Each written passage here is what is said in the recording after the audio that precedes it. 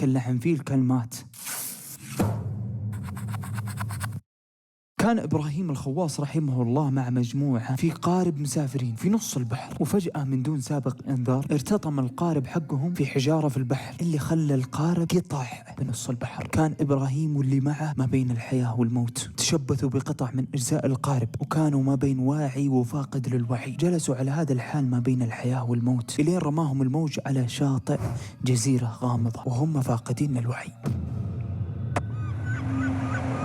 بس حرارة الشمس ذاك الوقت أقوى من أنهم ينامون تحتها. صحيوا وجلسوا في هذه الجزيرة أيام شديدة بدون أكل ولا شرب. أيقنوا بالهلاك وكانوا أقرب للموت من الحياة. جربوا كل الحلول للعيش، حاولوا يصفون موية البحر، حاولوا يأكلون من خشاش الأرض. بالأخير اجتمعوا على أنهم يتركون شيء لله ما بقي لهم من حياتهم، يعني يتركونه تماما، عسى أن الله سبحانه وتعالى ينجيهم مما كانوا فيه. مجموعة قالوا راح نصوم طول الدهر، والبعض قالوا نصلي كل الدهر، يعني كل حياتهم يصلون. مجموعة قالت نصلي 20 ركعة في اليوم، اللي قال 30 واللي قال 40. مجموعة قالوا نترك كل لذات الحياة. بس كان في فرد بينهم ساكت ما يتكلم، اللي هو إبراهيم. قالوا لإبراهيم حنا كلنا تركنا أشياء لله، جاء دورك الحين لازم تقول لنا شيء عشان ربي ينجينا من اللي احنا فيه. بس كان إبراهيم مرتبك، كان يبغى يصدق وحده مع الله، كان يبغى يقول شيء ويكون قده. يعني كانت الأنظار حوله غريبة، مستغربين منه. انتظروا بعدين قالوا تبغانا نموت أنت؟ عجل علينا. وقتها نطق إبراهيم وما كاد ينطق، قال أنا لا آكل لحم فيل. ناظروا في إبراهيم، ما لقيت إلا لحم فيل؟ من اللي ياكل لحم فيل أصلا؟ فقال لهم أنا ما يطاوعني قلبي إني عاهد الله بشيء ما أقدر أسويه، لازم أصدق مع الله. يعني كان في خوف من الله، ما كان يقدر يوعد الله بوعد ويخلفه. وقال لهم كل وعودكم هذه اللي قلتوها وعاهدتوا الله بها ما أدري كيف بتسوونها. واحد يصلي طول الدهر، الثاني يصوم طول الدهر، مستحيلة. وبعد ساعة من الزمان قام واحد منهم وقال لهم دامنا ميتين خلونا نتفرق في الجزيرة هذه، واللي يلقى شيء ناكله يرجع لهذه الشجرة. عجبتهم الفكرة والجميع وافق. في نص بحثهم سمعوا صوت صراخ، لقيت لكم فيل. يا الله يا حظ إبراهيم، في الجزيرة هذه كلها ما لقيوا إلا فيل. وفعليا اجتمعوا حوله ولقيوا إنه فيل، بس إنه كان فيل صغير. قاموا ذبحوه وشووه اللحم، وكانوا يقنعون إبراهيم يا إبراهيم بتموت لو جلس زي كذا، بتموت يا إبراهيم لازم تاكل. بس إبراهيم اتجه إلى شجر وجلس وقال لهم ما أخلف عهدي مع الله.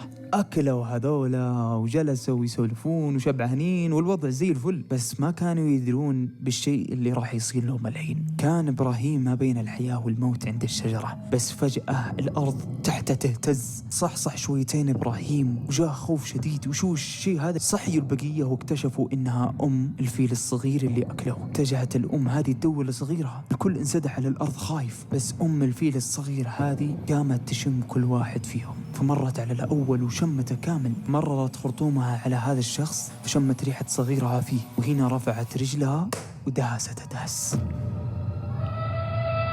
هنا بدأ ينتشر الخوف في البقية، وبدأ يزيد الاستغفار والتشهد. ومرت على الثاني ونفس الشيء، مررت خرطومها فشمت ريحة صغيرها ودهسته، والثالث والرابع دهستهم كلهم. بس باقي واحد عند الشجرة اللي هو إبراهيم. راحت لين وصلت عند إبراهيم، وهنا إبراهيم روحه غادرت جسده إلا شيء من الخوف. مررت خرطومها على إبراهيم، وإبراهيم ما بين استغفار وتشهد. مررت المرة الأولى ما شمت صغيرها، المرة الثانية والثالثة إبراهيم هنا already صار في السماء السابعة من الخوف. بس الغريب إنها ما دهسته، لفت خرطومها على إبراهيم وشلته. هنا إبراهيم صرخ، كان يفكر إنها بترميه على الأرض وتدهسه، بس الحقيقة إنها حطته على ظهرها. هنا بدأ يتشبث إبراهيم ويستغفر ويحمد ربه، ويستغفر ويتشهد ويحمد ربه، ما يدري هو بيموت ولا بيعيش. هي بتذبحه بس بعدين هي بتتغدى، ما هو عارف إيش راح يصير له تماما.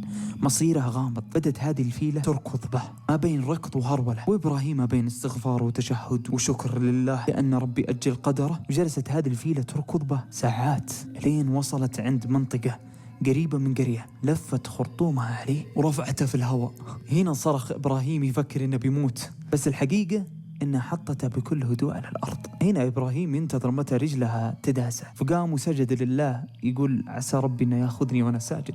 بس صوت خطى الفيلة كل ما لا تبتعد وهو ساجد ما رفع من سجوده إلين الشمس اشتدت عليه. كان وقتها فجر، فوقف ووجد نفسه عند قرية كاملة، فقام يتخابط يمين ويسار من الجوع والهلكة اللي فيه، خوف وجوع، إلين دخل هذه القرية وسألوه أهل القرية عن قصته، فقال لهم أنا كنت في المنطقة الفلانية، وقال لهم القصة كاملة. فقالوا له هذيك المنطقة بيننا وبينهم مسيرة شهر، يعني منطقة بعيدة مستحيل توصل بهذا الوقت. فسبب صدقه مع الله سبحانه وتعالى ربي نجاه من هذاك الكرب كله. طبعا هذيك القرية كانت قرية ناشئة. راح إبراهيم مع واحدة من القوافل هذه التجارية، رجع إلى بلده، وهنا